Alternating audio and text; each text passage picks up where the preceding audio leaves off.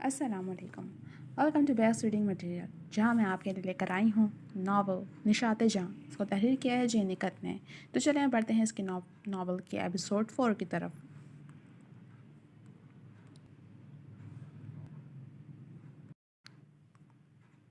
बेगम, ये क्या कर रही हैं आप? वक़ास मलिक ने हैरानगी से जबीन बेगम की गैर मामूली मसरूफियत देख इस्तफसार किया। आप देख सकते हैं मलिक साहब, वो खासे मसरूफ़ अंदाज में बोली, जिस पर वक़ास मलिक ने तहय्युर से दीदे हजम से ज़्यादा फैलाकर एक बार फिर उनकी मशगूलियत का जायज़ा लिया। तो एक पल के उन्होंने अपनी क़ुव्वत बिनाई पर शक गुज़रा था। उनकी नफ़ासत पसंद नाजुक अंदाम बेगम, जो मिट्टी तो दूर मैले कपड़ों को तक खुद हाथ नहीं लगाना पसंद करती थीं, आज कमर पर कस के दुपट्टा बांधे मलिक हाउस के अगबी खुले हिस्से में बनी क्यारियों की न सिर्फ मिट्टी खुदवा रही थी बल्कि खुद मिट्टी खोद रही थी। पास ही कई रंग बिरंगे खूबसूरत फूलदार पौधों से आरास्ता बेहद खूबसूरत मिट्टी के गमले रखे हुए थे। करीबी कमोबेश उन्हीं की हालत में मुस्तैदी से जबीन बेगम की हिदायत पर अमल कर रही उनकी दो खास मुलाजमा हुक्म के लिए चाको चौबंद थीं। सवाल ये उठता था कि आज ये सूरज तुलू किस सिमत से हुआ था और गुरूब किस सिमत होना था। यूँ के लाख जहन पर जोर डालने के बावजूद भी वक़ास मलिक को याद नहीं पड़ता था कि उनकी 25 साला आज़ादी ज़िंदगी में कभी उन्होंने जबीन बेगम को बागबानी में दिलचस्पी लेते देखा हो को जाके खुद ये सब कुछ करना।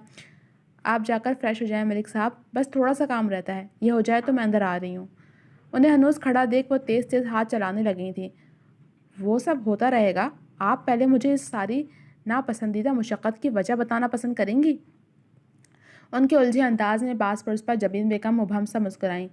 नगीन बता रही थी कि हमारी आबरू को पेड़ पौधे सरसब्ज़ शादाब कुदरती माहौल बहुत अपील करता है। उसने वहाँ बहुत से पौधे लगा रखे हैं। अभी उसके आने में एक हफ्ता रहता है, तो मैंने सोचा क्यों ना उसके रूम की सदर खिड़की के नीचे उसका मनपसंद मंजर बना दूं। यूँ भी गार्डन का यह हिस्सा हरा भरा ही रहता है। माली बाबा अच्छी देखभाल करते हैं लॉन और उसके अकबी हिस्से की। वो ममता की मूरत बेतहाशा मुसरत आमेज से बताती खुरपी उठाकर अब हल्के हाथों से क्यारी की मिट्टी खोद रही थी और वक़ास मलिक के एक टक उनकी ममता से रोशन चेहरे को तके जा रहे थे। यूँ तो ये काम माली बाबा बखूबी कर सकते थे, लेकिन मेरा दिल किया अपनी बेटी का मनपसंद मंजर मैं अपने हाथों से सजाऊं। वो अब खुरपी से साइड पर रख कर खूबसूरत से खुदाई कर रही थी। वो अब खुरपी साइड पर रखकर हाथ से खुदाई कर रही थी, अपने खूबसूरत दमकती जल्द चमकते नाखून का ख्याल किए बगैर, जिस पर वक़ास मलिक के अंदर अजीब सी कैफियत धुआं बनकर भरने लगी। आप जानते हैं, मैं खुद नर्सरी जाकर कुछ नए फूलों के पौधे लाई हूँ। ये इसकी बालकनी में रखूँगी और भी बहुत सी आराइश और ज़ेबाइश की चीज़ें लेकर आई हूँ। बिल्कुल किसी शहज़ादी की तरह उसका ख्वाबगह सजाऊँगी। आखिर हमारी बेटी किसी रियासत की शहज़ादी से कम थोड़ी है। वैसे मज़ीद एक चक्कर लगाने का इरादा है।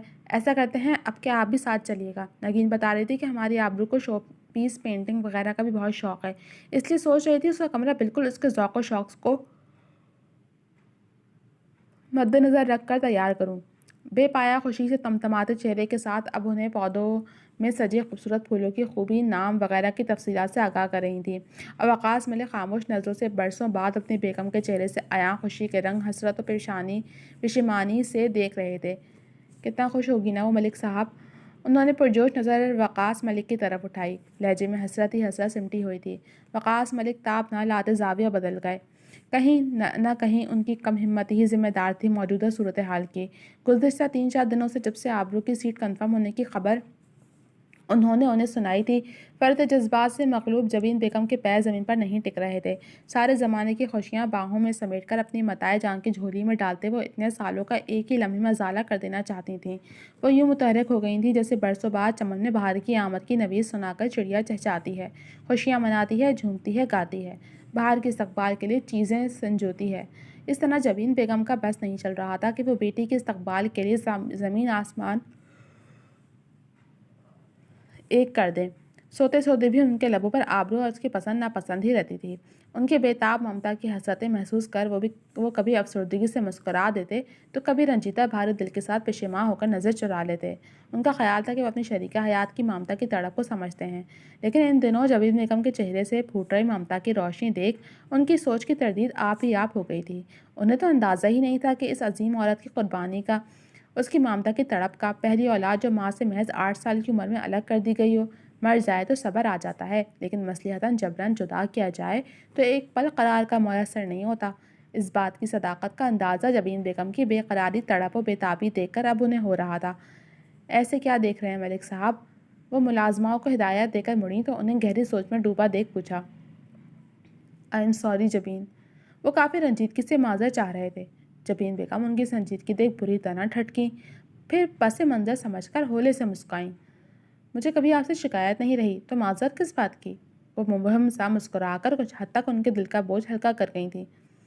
شکریہ، وہ مشکور ہوئے۔ بے شک خوبصورت شریک حیات بھی خدا کی ایک نعمت ہے۔ اچھا، آپ نے عمران بھائی سے کچھ بات کی؟ وہ صوفے پر بیٹھتے ہوئے ٹھٹکے، پھر سرعت سے نفی میں سر ہلا گئے۔ وہ کچھ مصروف۔ کیوں ملک صاحب؟ آپ کو پہلے یہی کام کرنا چاہیے تھا۔ 2 دن فیکٹری کا کام آپ نہیں دیکھیں گے تو فاقہ نہیں پڑ جائے گا گھر میں۔ لیکن وہ پریشانی سے کہتی دانستہ بات ادھوری چھوڑ شاکی ہوئیں۔ کھلا چہرہ پل میں مرجھایا، ساری شادابی اداسی اور پریشانی میں بدلی۔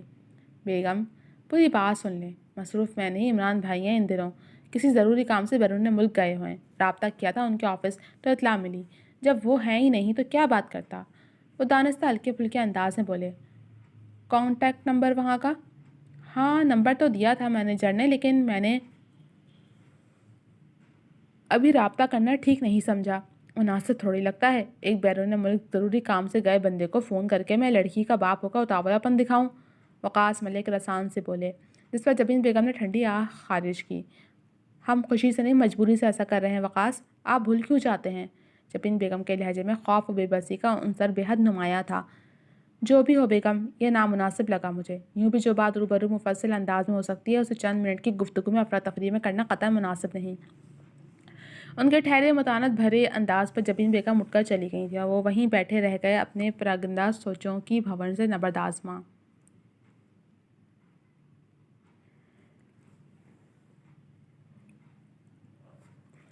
واہ خدا تیری خدائی، موسم بھی کیا چن چن کر بنائی۔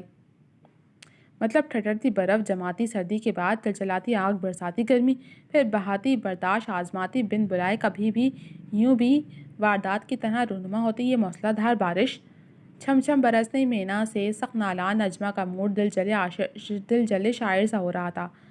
اب میں گھر کیسے جاؤں گی؟ یار تم لوگوں کا کوئی ٹائم ٹیبل کیوں نہیں ہے؟ اس طرح وقت بے وقت کیوں چلے آتے ہو؟ اب کے وہ بگڑے تیور لیے بادلوں سے مخاطب تھی۔ گھر سے نکلتے وقت اماں نے اچھا خاصا چھتری لینے کی ہدایت کی تھی، لیکن نجمہ بی بی کی تو اپنی دور اندیشی تھی، جیسے ان کا تعلق محکمہ موسمیات سے ہو۔ کتنے الزام میں بول کر آئی تھی، اماں آج تو کسی صورت بارش نہیں ہوگی۔ یوں نہیں پہنچ کر پہلی کلاس ختم ہونے سے پہلے افق کے راجہ آفتاب سرمئی بدلیوں کی ٹکڑیوں کی اوٹ میں اونگنے لگے تھے۔ کلاس ختم ہونے تک اس چھپن چھپائی کے کھیل سے اوب کر وہ خود تو آسمان کی تہہ میں آرام فرمانے چل دیے، پیچھے نیلکوں آسمان سرمئی بدلیوں کے شکنجے میں قید ہو گیا، اور دوسری کلاس کے ساتھ ہی بدلیوں نے من مانی کرتے چھم چھم بارش شروع کر دی، جو اب تک اسی رفتار سے جاری و ساری تھی۔ نہ جانے اس مینا نے کب تک اسے بلاک کر کے رکھنا تھا۔ ایک تو یوں بھی اسے بارش کا موسم سخت ناپسند تھا، اس پر اس طرح کے ناخوشگوار واقعات وقوع پذیر ہو کر اس کی چڑ اور جھنجھلاہٹ میں اضافہ کر جاتے تھے۔ دیکھو، میں ان احمق لڑکیوں میں سے نہیں ہوں جسے یہ بارش رومانٹک اور کیچڑ پانی ڈرامٹک لگتی ہے۔ مجھے یہ رطوبت بھرا موسم سخت زہر لگتا ہے۔ مطلب بندے کا گھر کے فرش پر تک قدم رکھنا عذاب ہو جاتا ہے۔ اس میں بندے کو رومانس کیسے سوچ سکتا ہے؟ عقل سے پیدل لوگ۔ برے برے منہ بناتی آسمان کی سطح پر تہرے بدلیوں کو اس نے باضابطہ سر اٹھا کر سنجیدگی سے ڈپٹا تھا۔ آخر تھی تو وہ گلی ماسٹرنی کسی کی بھی کلاس لے سکتی تھی۔ لیکن غلطی میری ہے، جب میں جانتی ہوں موسم گرگٹ کی طرح اپنے تیور بدلتا ہے تو میں گھر سے ہی کیوں نکلی؟ ایک دن کلاس نہیں لیتی تو کون سا قیامت آ جاتی؟ اب کوئی ایسی ان چلغوزوں کی طرح نکمی تو ہوں نہیں میں۔ اب وہ اپنا محاسبہ کرتی خود سے لڑ پڑی تھی۔ تم یہاں کیوں کھڑی ہو؟ وہ اپنے آپ میں الجھی خود کو کوس رہی تھی جب قریب سے آواز ابھری، آواز بھی ایسی جسے وہ لاکھوں میں پہچان سکتی تھی۔ آخرکار پیدائشی رقیب کی آواز تھی۔ چلغوزے بیچ رہی ہوں۔ مسلسل اس منحوس برسات کی وجہ سے خنکی بڑھ گئی ہے نا، سوچا بزنس ہی کر لوں، کیونکہ عوام تو اس بن بلائی بارش کی وجہ سے بنا تہواری فارغ ہو گئی ہے۔ مقابل امروز کو دیکھ جہاں دل کو ایک گونا قرار آیا تھا، وہیں اس کے الٹے سوال پر میٹر گھما تھا۔ ظاہر سی بات تھی، اگر وہ پوائنٹ پر کھڑی خود کو بارش سے بچانے کی ناکام کوشش کر رہی تھی تو وہ بس کا انتظار ہی کر رہی ہوگی۔ پھر اس احمقانہ سوال کا مقصد، ہمہ وقت مرچیں چبانا ذرا کم کر دو، رنگ تو یوں بھی گندم ہی ہے کہیں۔ خیر آؤ بیٹھو، خالہ عوام الناس کے لیے پریشان ہو رہی ہیں۔ ارد گرد لوگوں کو دیکھ وہ بات بدل گیا۔ کیا مطلب ہے؟ وہ امروز کی آخری بڑبڑاہٹ تیز سماعت کے باعث سن نہیں سکی۔ یہی کہ جب تک تم باہر رہتی ہو کسی نہ کسی کی شامت آئی ہوتی ہے، تو ظاہر سی بات ہے بندہ عوام الناس کے لیے ہی پریشان ہوگا۔ اب آنا ہے تو فوراً گاڑی میں تشریف لاؤ، ورنہ میں چلا کوئی شوفر نہیں ہوں۔ امروز اسے کچھ بولنے کا موقع دیے بغیر سائڈ ڈور کھول کر رخ موڑ گیا۔ کوئی بعید نہیں تھا لڑاکا طیارہ یہیں شروع ہو جاتی۔ نجوہ بھی مصلحتاً بہت کچھ سنانے کی حسرت لیے بیچوتاب کھاتی نشست سنبھال گئی۔ میرے صدقہ طفیل تمہیں اس کھٹاری کی جگہ کار کی نرم گرم سیٹ نصیب ہوئی، چلو اسی بات پر آئس کریم کھلاؤ۔ من ہی من امروز کو حسین القابات سے نوازنے کے بعد احسان مندانہ فرمائش آئی، جیسے ان کے درمیان تعلقات کتنے اچھے ہوں۔ یوں بھی موصوفہ پل میں تولا پل میں ماشا ہوتی تھیں۔ پر اس شاہانہ انداز سے امروز نے باضابطہ چہرہ موڑ کر اسے دیکھا، شاید ملکہ عالیہ کی خوش فہمی کا گراف دیکھنا چاہ رہا تھا۔ پھر بڑے اطمینان سے گویا ہوا، اول تو تم اپنی خوش فہمی سے نکل آؤ، دوئی میری بائک کھٹارے نہیں، دھوم بائک کو دھول چٹا دینے والی سپر فاسٹ بائک ہے۔ سوم یہ کار جیسی مہان سواری کو میں خود استعمال نہیں کرتا۔ باقی کوئی پابندی شابندی نہیں ہے مجھ پر جو کسی کے صدقہ طفیل نصیب جاگیں۔ احتیاط سے موڑ کاٹتے ہوئے پہلو نشین محترمہ کی غلط فہمی کا گنبد مسمار کیا، جس پر نجمہ نے خشمگین نظروں سے اسے گھورا تھا۔ جاپانی سائز کی آنکھوں پر زیادہ ظلم نہیں کرو، بیچارے چاہ کر بھی حجم سے زیادہ نہیں نکل سکتے۔ اس کی بڑی بڑی غلافی آنکھوں پر چوٹ کر گیا تھا۔ تم کمینے انسان! اپنی آنکھوں پر طنز پر تلملا کر نجمہ نے اس کے بازو پر زور کا مکہ جڑا تھا۔ دفع کی کوشش میں گاڑی کا توازن بگڑا، جیسے بر وقت امروز نے مستعدی سے سنبھالا تھا۔ ایک تو روڈ جگہ جگہ ٹوٹ پھوٹ کا شکار تھا، دوسرا پسلن امروز کو گاڑی سنبھالنے میں خاصی دشواری پیش آئی تھی، تبھی اس پر برس پڑا تھا۔ جاہل عورت! مرنے کا شوق ہے تو اکیلے چھلانگ لگاؤ، چائلڈ لاک بھی نہیں ہے گاڑی میں، میری جان خطرے میں ڈالنے کی کیا ضرورت ہے؟ گاڑی سنبھلتے ہی وہ حواس باختہ سے نجمہ پر دھاڑا۔ یہ عورت تم نے کسے کہا؟ چند سیکنڈ پہلے پانچوں کلمہ دہرا رہی نجمہ کو عورت لفظ پر پتنگے لگ گئے تھے۔ ظاہر سی بات ہے گاڑی میں دو نفوس ہیں، میں نہیں تو بچا کون؟ کندھے اچکا کر کمینگی سے اشارہ کرنے پر نجمہ کا شدت سے من کیا اسے گاڑی سے باہر پھینک دے۔ اگر مجھے ڈرائیونگ آتی نا بائی گاڈ، تم سڑک پر دہائیاں دے رہے ہوتے، نجمہ ضبط سے دانت پیس کر بولی۔ اسی لیے تو اللہ نے اپنے بندوں کو مکمل بنانے کے بجائے خام خوبی کا مکسر ایک دوسرے کا محتاج بنایا ہے، ورنہ مطلبی انسانوں نے ایک دوسرے کو ہی نوچ کھانا تھا۔ مذہبی اسکالر کے انداز میں کہتے آخر میں اس نے اپنے ہاتھ سے نوچ کھانے کا اشارہ کیا، جس پر نجمہ کا دل کیا دھکا ہی دے ڈالے اسے مصروف سڑک پر۔ کیا بارش کم تھی اس کا برداشت آزمانے کے جو یہ آتش فشاں کو ہوا دیتا فتنہ پنتا بھی نازل ہو گیا تھا۔ خالہ، لو آ گئے آپ کی ڈریکولا، ذرا اسے پانی کی ٹنکی میں گن کر 10 ڈبکی لگائیں۔ بارش کے خوشگوار موسم میں میٹر گرم ہو گیا ہے، تب سے آگ اگل رہی تھی۔ پھاٹک کے قریب نجمہ کے اترتے ہی امروز نے آواز لگایا اور اس سے پہلے کہ نجمہ کا ہاتھ جوتی تک جاتا زن سے گاڑی اڑا لے گیا۔ پارٹی پورے عروج پر تھی۔ باپ کی کمائی کا بے دریغ استعمال کیسے کیا جاتا ہے کوئی آبرو وقاص ملک سے سیکھ تھا۔ پانی کی طرح پیسہ بہانا، پیسے کو ہاتھ کے میل سے زیادہ اہمیت نہ دینا آبرو ملک کی خصوصیت تھی یا خامی، یہ جاننے میں وہاں کسی کو کوئی دلچسپی نہیں تھی، کیونکہ مفت کی گرینڈ پارٹی اور عیش کا سامان، شراب شباب کی بے تحاشا دستیابی کسی غرض فالتو کی باتوں میں وقت ضیاع کرنے کی۔ سو فائنلی تم نے اپنا مقصد پا لیا۔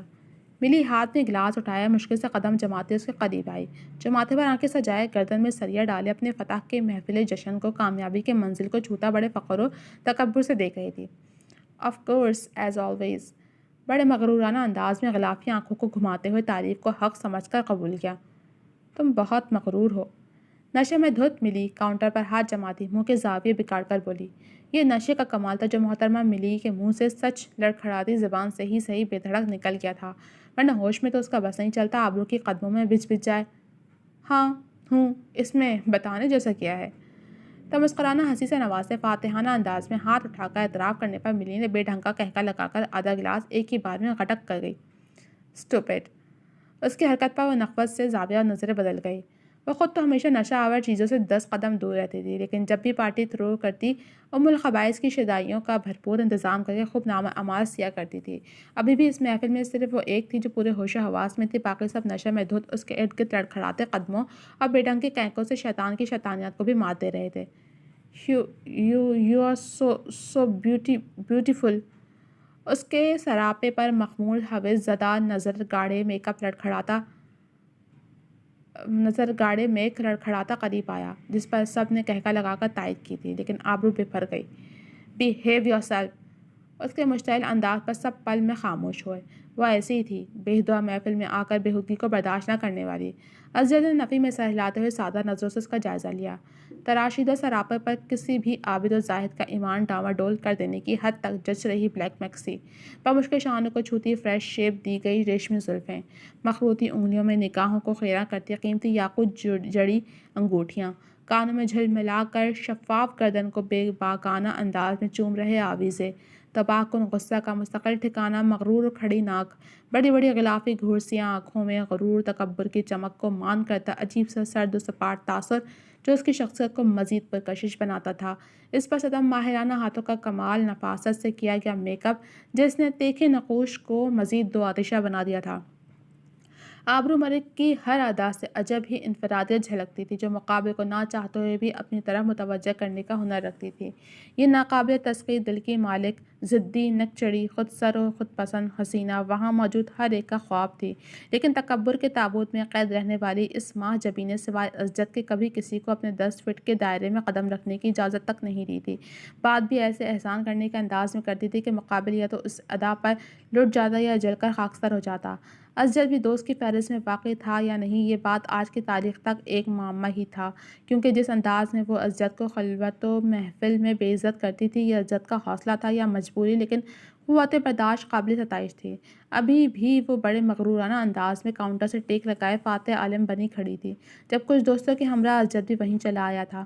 سب اس گرینڈ پارٹی کی ارینجمنٹس کو لے کر اس کی تعریف میں رد السان تھے، لیکن اس کے چہرے کے تاثرات میں ذرا عاجزی انکساری یا مروت در نہیں آئی تھی، ایسا ظاہر کر رہی تھی جیسے احسان عظیم کر رہی ہو انہیں سن کر۔ بات سے بات نکلتے ہوئے اس کی واپسی کا موضوع سب کی زبانوں پر پھسل آیا تھا جو بڑھتے بڑھتے کچھ زیادہ ہی سنگین ہو گیا تھا۔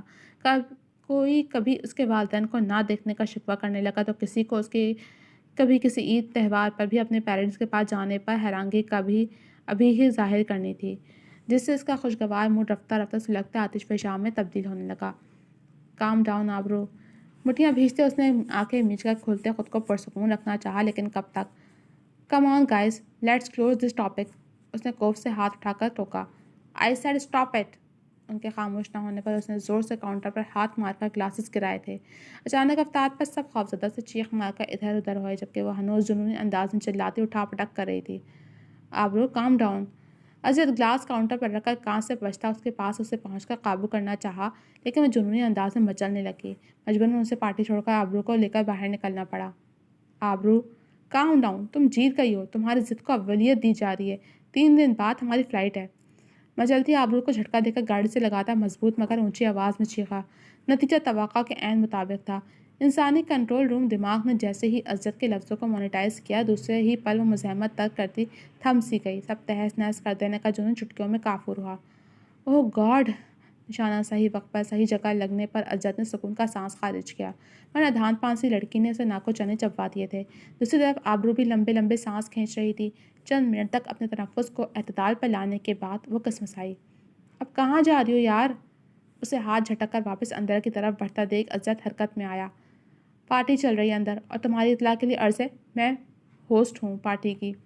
وہ اپنی طرف انگلی دکھاتی جتا کر بولی، لہجہ وہی ازلی روکھا خود سر تھا۔ آئی نو تم ہوسٹ ہو، اندر بھی سب جانتے ہیں تم ہوسٹ ہو، اور میں نے ہوسٹ کی ذمہ داری مارک کو سونپ دی ہے، وہ ہینڈل کر لے گا، تم گھر چلو، تمہاری طبیعت کچھ ٹھیک نہیں لگ رہی۔ اسجد ہمیشہ کی طرح متحمل انداز میں بولا، جس پر حسب سابق وہ بدک گئی تھی۔ واٹ ڈو یو مین کہ میری طبیعت خراب ہے؟ وہ واپس اسجد پر جھپٹی۔ تم مجھے اپنی ماں کی طرح سائیکو کہہ رہے ہو؟ جیڈی آئی ول کل یو۔ وہ واپس مرنے مارنے پر اتر آئی تھی۔ اسجد نے بڑی مشکل سے اسے قابو کیا۔ اگر میں ایسا کچھ کہنے کی کوشش کرتا یا ایسا کچھ سوچتا تو آج یہاں تمہارے ساتھ نہ کھڑا ہوتا۔ وہ جھٹکے سے اپنا کالر چھڑا کر پیچھے ہوا۔ ہاں جیسے میں جانتی نہیں تم ماں بیٹے کیوں ساتھ ہو میرے۔ وہ تنفر سے گہرا طنز کر گئی۔ اسجد نے لب بھینچے۔ انسان تھا، لاکھ برداشت صحیح نوکیلے لفظ چپتے ضرور تھے۔ اب کوئی الزبتھ گاڑی میں بیٹھنا پسند کریں گی یا واپس پارٹی کو رونق بخشنے کا ارادہ ہے؟ کچھ توقف کے بعد وہ مؤدبانہ انداز میں اجازت چاہ رہا تھا۔ نہ جانے کس مٹی کا بنا تھا، آبرو اس کی اتنی بے عزتی کرتی تھی، پھر بھی وہ ماتھے پر شکن لائے بغیر اس کی پرواہ کرتا سائے کی طرح اس کے سنگ سنگ رہتا تھا۔ مرضی ہے مادام آپ کی، ہم تو ادنا مرضی ہے مادام آپ کی، ہم تو ادنا غلام ہیں، آپ کے حکم کی سرتابی تھوڑی کر سکتے ہیں۔ میں چلتا ہوں، مجھے اجازت دیں۔ وہ نہایت انکساری سے کہتا ہاتھ کن پٹی تک لے جا کر بے ڈھنگا سلوٹ مارتا پلٹ گیا۔ چلو اب میرا موڈ بھی بدل گیا ہے۔ وہ پیر پٹکتی آ کر فرنٹ سیٹ پر براجمان ہو گئی۔ اجد زیر لب مسکراتا ڈرائیونگ سیٹ سنبھال گیا۔ دنیا میں سب سے بڑا گہرا خالص بے غرض و بے لوث رشتہ ہوتا ہے دوستی کا، جسے اجد بچپن سے نک چڑھی آبرو وقاص ملک سے نبھاتا آ رہا تھا۔ ویسے جانتے ہو انسان کی life give and take and lose then gain پر ٹکی ہوتی ہے۔ توقف سے اس کے دماغ میں کیا سمائی کہ وہ ڈرائیونگ کر رہے اجد کی طرف دیکھ کر بولی، اچھا اور وہ کس طرح؟ اجد ہمتاً گوش ہوا۔ کبھی کبھی تو وہ آگ بگولا دوشیزہ عام لڑکیوں کی طرح بات کرتی تھی۔ زندگی انہی دو اصولوں پر چلتی ہے، کچھ حاصل کرنا ہے تو کچھ قربان کرنا تو پڑے گا۔ جب تک لوز نہیں کرو گے تو گین کا آپشن کبھی تمہارے لیے نہیں کھلے گا۔ ان سب میں ایک امپورٹنٹ چیز ہوتی ہے نیڈ، یعنی ضرورت۔ وہ سیٹ سے پشت ٹکائے اپنے عام نخوہ زدہ لہجے کے بجائے ٹھہر کر کھوئے انداز میں اپنا نقطہ نظر بیان کرتی لہجے بھر کو رکی۔ خوبصورت چہرے پر عجیب نافہم تاثرات سائے کی طرح لہرا کر پل میں معدوم ہوئے۔ جانتے ہو سارے فساد کی جڑ ہی یہ ضرورت ہے۔ انسان کو بلند مسند پر بھی یہی ضرورت بٹھاتی ہے، اور وہاں سے منہ کے بل گرا کر بے وقت بھی یہی ضرورت کرتی ہے۔ اگر ضرورت نہیں تو اربوں کی چیز ہی بے مول ہے، بیکار ہے، اور اگر ضرورت ہے تو چند ٹکے کی شے بھی انمول، نادر و نایاب ہے۔ سارا مسئلہ ہی ضرورت کا ہے۔ دانشمند کہتے ہیں پیسہ دولت فساد پھیلاتا ہے۔ غلط، بالکل غلط۔ پیسہ دولت تو بدنام ہے، فساد کی جڑ تو اصل یہ ضرورت جس کا احساس انسان کو ہو جائے تو پھر وہ ہر احساس سے آری اس کے پیچھے دوڑتا ہے۔ بولتے بولتے یاسر سے اس کی آواز مدھم پڑ گئی تھی۔ اجد نے بغور اس کے ملائم نقوش میں گھلی افسردگی دیکھا۔ سب کہتے تھے وہ بدتمیز، بد دماغ، اکھڑ، مغرور ہے۔ ایک وہی تھا جو اس کا شکستہ نڈھال تشنہ روپ دیکھ افسوس کرتا تھا، کسی کو میری ضرورت کیوں نہیں ہے؟ جلتی آنکھیں مونتے وہ زیر لب بڑبڑائی، جو اجد کی سماع سے محفوظ نہ رہ سکے۔ وہ سر آ بھر کر لب دبا گیا۔ برسوں سے سونے کے پنجے میں گھٹ گھٹ کر سانس لیتی یہ چڑیا آزادی کے دن قریب آنے پر مزید معلوم ہو رہی تھی۔ جی تو جناب اب تک صرف اتنا ہی۔ کیسے لگی آپ کو یہ ایپیسوڈ؟ کمنٹ سیکشن میں اپنے رائے کا اظہار کر کے رائٹر کی حوصلہ افزائی کرنا مت بھولیے گا۔ جلد ملیں گے اگلے ایپیسوڈ کے ساتھ، تب تک کے لیے اجازت دیجیے۔ اللہ حافظ۔